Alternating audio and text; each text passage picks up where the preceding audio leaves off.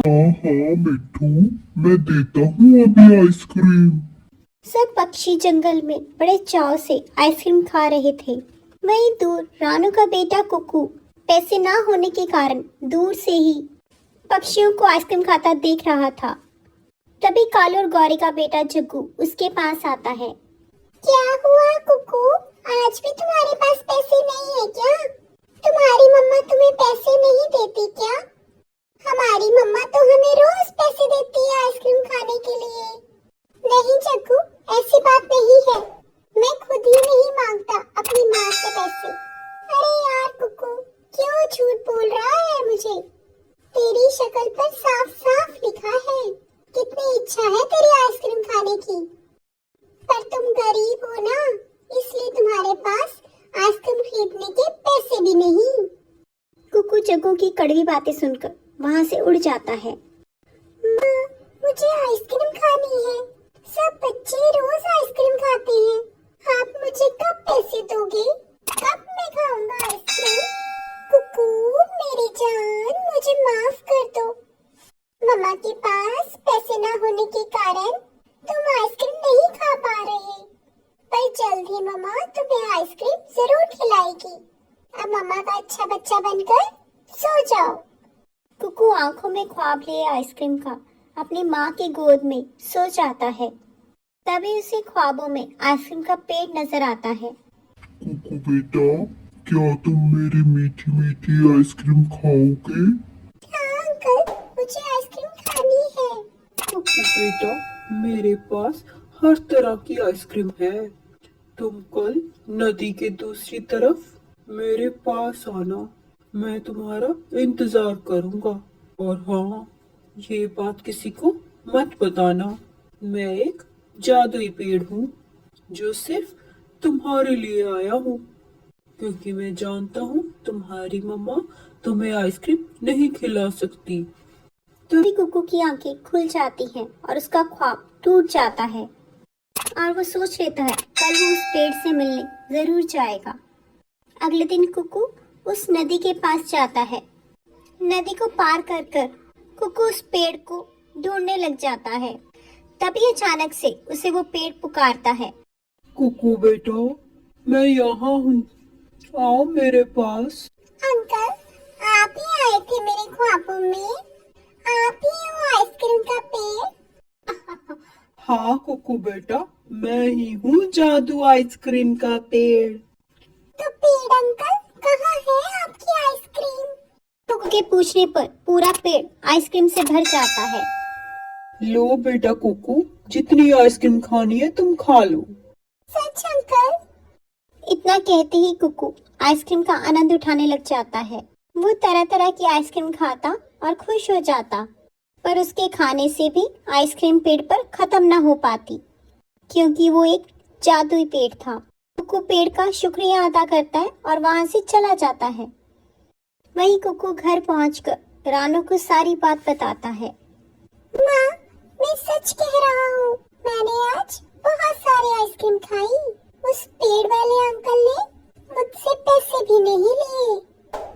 चिड़िया मामा अपने बेटे कुकू की बातें सुनकर हैरान हो जाती है और अपने बेटे कुकू से कहती है, ठीक है कुकू बेटा, अब आप कल मुझे भी साथ लेकर जाना। मेरा भी आइसक्रीम खाने का बहुत मन है। कुकू माँ से प्रॉमिस कर कर सो जाता है।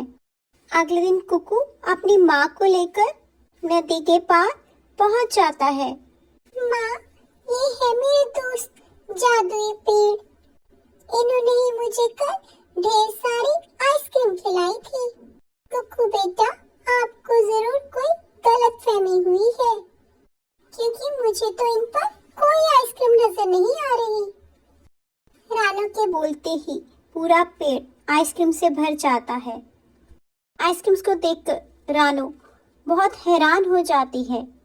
रानू बहन, तुम हैरान मत हो, तुम्हारे कारण ही मैं आज इतना हरा भरा हूँ। क्या मतलब पेड़ भैया, आखिर आप क्या कहना चाहते हो?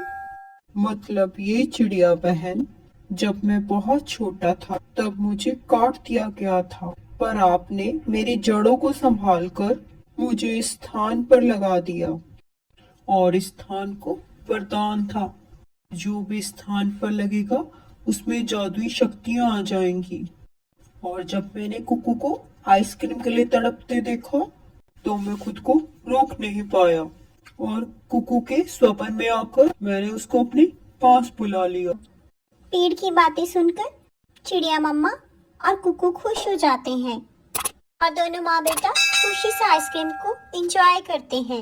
इसलिए अच्छाई की हमेशा जीत होती है, जो जैसा करता है वैसा ही भरता है। जंगल में तेज बारिश और तूफान चल रहा था। सब पक्षी अपने घरों में बंद थे। बच्चों, मुझे पता है तुम्हें भूख लगी है, पर तुम चिंता मत करो। मैं बारिश के रुकने का इंतजार नहीं करूंगी। मैं अभी बाहर जाके तुम लोगों के लिए खाना लेकर आती हूँ, पर तुम मुझसे वादा करो, तुम बाहर नहीं जाओगे। अगर मम्मा को देर हो गई तो भी अंदर रह के इंतजार करोगे और ना ही किसी को दरवाजा खोलोगे।